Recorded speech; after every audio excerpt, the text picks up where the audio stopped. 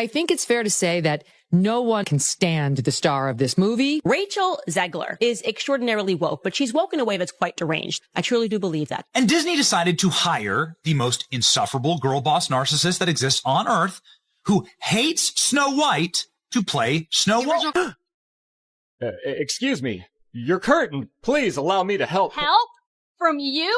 I didn't mean to offend. I just thought you should know that That I should know what? That some privileged white guy thinks his opinion matters? Get over your entitlement. I'm not some damsel in distress waiting for you to ride in on your high horse. Who is so truly, and I'll say this word, even though it's cringe to say toxic. And I mean that in terms of she was cancerous. She was toxic to anybody that may have been interested in this. As soon as you heard her talk about herself or this movie, you were no longer interested. Remaking the movie, they just got rid of the dwarfs. Okay, but what do they call them? Why would they get rid of the dwarves, though? Magical creatures. But they have one token dwarf amongst these magical creatures. You actually just went backwards. You actually just erased the dwarfism side of it. The disability, like we're a disability group. You just erased that whole image. The argument should have been from Peter Dinklage. There's power of being on TV. There's power of television. And to put 7 people with dwarfism on camera in a major Disney movie, there's still power there. If the story is offensive, change the story. Don't change the characters. And if you disagree with this sentiment, just hit the unfollow button. I don't need your business. This is someone who is as entitled as, I don't need your business. You know what? Maybe Disney does. Maybe you're a tool, you're a pawn in this film. You didn't write it. You didn't direct it. You have nothing to do with the creation of Snow White. Right. You should shut up and do... This is no ordinary apple, my dear. It's a magic wishing apple. A wishing apple? You offer it to me freely. In place of the patriarchy, you would have a queen! Not white, but diverse, inclusive, and equitable! I will become the leader I know I can be! All shall love me and despair!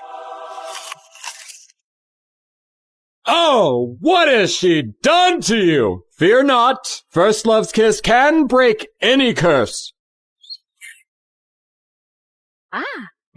But you cannot deny that Rachel Zegler immediately, upon her casting, the first time she came out there and shat all over the original, told everyone how this was going to be a different Snow White and a modernized version of Snow White and all this bullshit. These are all things that completely and totally damaged, irreversibly damaged Snow White before it even had a chance at the box office. There's something wrong with her. She's disturbed, she's unhappy, and she thinks it's about feminism and the patriarchy and about abortion. But the reality is she's just not stable, like the majority of people in Hollywood. They're just not stable. This is Rachel Zegler, who Disney decided would be brilliant in casting because, as Rachel Zegler says, her millions of fans will line up no matter what she does to see her. When the winged victory came to the Louvre in pieces, and people still line up to see her.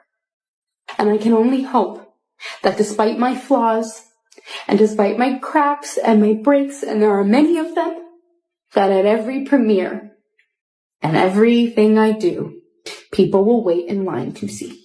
I am walking into Snow White, 2 p.m., now seating. Let's see how empty it is. I hope. It's off the woke we go. I hope. Sound like I hear a couple of people.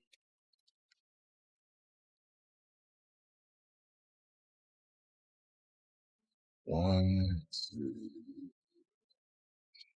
Okay. Two.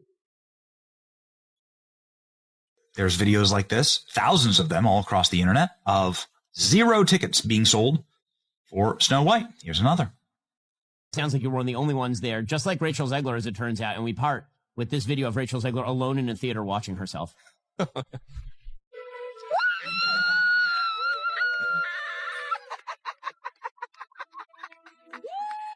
One of the most unlikable humans. That ever. is sadder than when the original Snow White eats the apple. South Park is reportedly preparing another episode taking aim at Rachel Zegler. And this one is rumored to be even more brutal than the previous one. We're like, oh wow, Snow White flopped. Who is surprised? You cast arguably the least genuine, most out of touch, and disliked person in her industry, and her industry is Hollywood. And the bad guy is Gal Gadot. It's basically everything critics have been saying for months. But for Rachel Zegler, who's already struggling to escape a storm of bad press, being lampooned by one of television's most iconic shows might be the most humiliating blow yet. Much of the controversy centers on Disney's upcoming live-action Snow White and its connection to Rachel's rumored firing from several Disney projects, including voiceover work for Toy Story.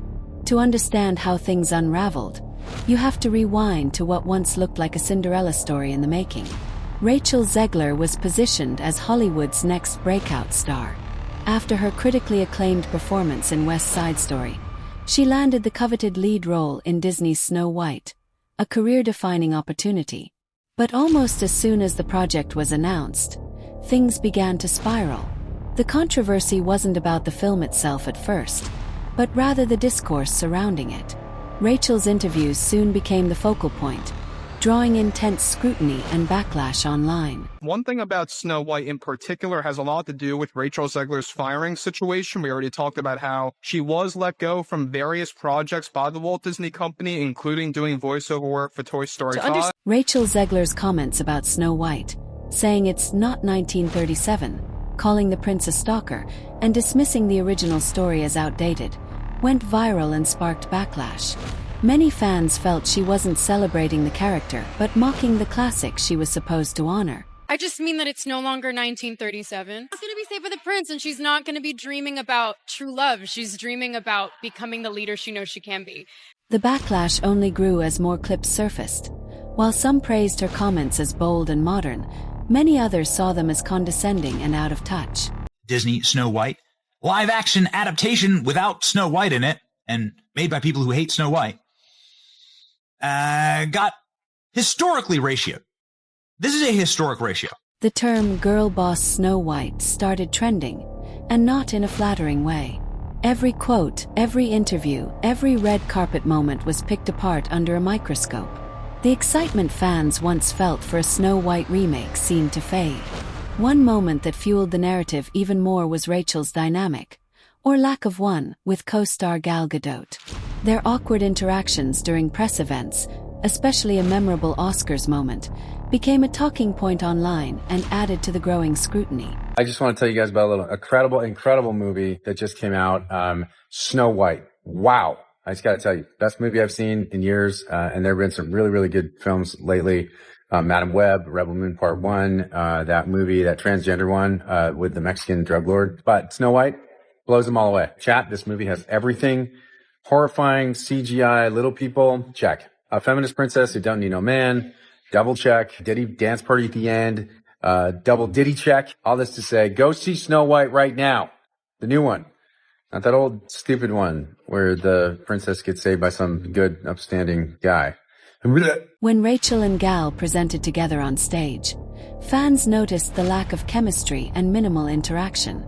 Rumors swirled that Gal had distanced herself from the drama, and that things behind the scenes weren't exactly warm. Through it all, Disney stayed silent. No rebranding, no damage control, just business as usual. But when the film finally reached audiences, it didn't land the way Disney had hoped. The iconic dwarfs were gone. The prince was gone. The classic fairy tale tone was gone. What remained was a politically reworked story that left many longtime fans asking the same question. Was this even Snow White anymore? That question became the very heart of the backlash. Please welcome Rachel Zegler and Gal Gadot.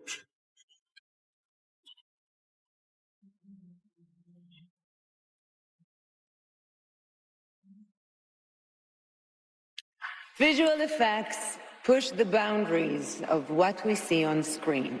Their work makes the impossible seem possible. With breathtaking ambition, they create magic that wraps its arms around our wildest imaginations. Here are the nominees for Best Visual Effects. In the end, Snow White debuted to underwhelming box office numbers. Despite Disney's marketing power and the character's name recognition, the film struggled to find an audience. It wasn't the first live-action remake to disappoint. but it was perhaps the most divisive.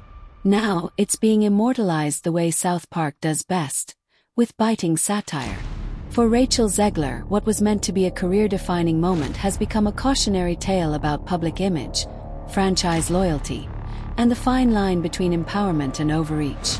Once the dust settled, the numbers spoke for themselves. The film plummeted to a shocking 1.6 rating on IMDb, becoming one of Disney's worst-rated projects ever. It wasn't just a commercial failure, it became a cultural one. Fans didn't just skip it, they celebrated its downfall, turning it into meme material, Reddit threads, and TikTok punchlines. Then came a bizarre twist. A fake OnlyFans account using Rachel's AI-generated likeness went viral. Though she had no involvement, thousands followed and shared it, a sign of how far her public image had fallen.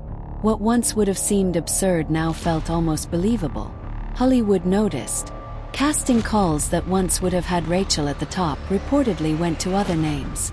Projects she was rumored to be attached to stalled or quietly recast. Snow White gets her name, not from the fairness of her skin, as we obviously know Rachel Zegler would be a miscast in that sense. Instead, she gets her name from surviving a snowstorm. That audiences walk away from this film with an understanding of the true meaning of fairness, of what it means to be fair in this world. There is a message that's been carried on for almost 90 years now from the original animated classic. That is, fairness is what is within. Fairness is to do with your heart, the way you treat the people around you. And it has nothing to do with what you look like. And that's the misunderstanding between Snow White and the Evil Queen. I think it's such an important message, and the way that Disney has elevated it and brought it to this new audience is very special. Insiders say many executives now see her as a PR risk. Adding to the turmoil, Rachel's breakup with longtime partner Josh Andres Rivera became yet another headline. The couple, once celebrated as a rising Hollywood power duo, reportedly couldn't withstand the stress of the backlash and media frenzy. And then came the moment most public figures dread. South Park took aim again. In their latest episode, a follow-up to their viral Snow White parody, they introduced Snow Woke, the reimagining, with a thinly veiled stand-in named Rachel Z. In true South Park fashion, the episode showed her rewriting the fairy tale, banning the prince, replacing the dwarfs, and delivering endless monologues to a bored audience, ending with a meltdown so over the top it left even Cartman stunned. For Rachel, this wasn't just another jab. Being targeted by South Park is a cultural alarm bell, a sign that her controversy has crossed into modern satire. The show has lampooned presidents, CEOs, and celebrities, but only when their behavior has become part of the cultural conversation. Rachel's road back is possible, but it will require a reinvention. After a box office flop, viral interview clips, and growing industry silence, the pressure on her next move is enormous. In Hollywood, perception is everything, and hers has never been more fractured.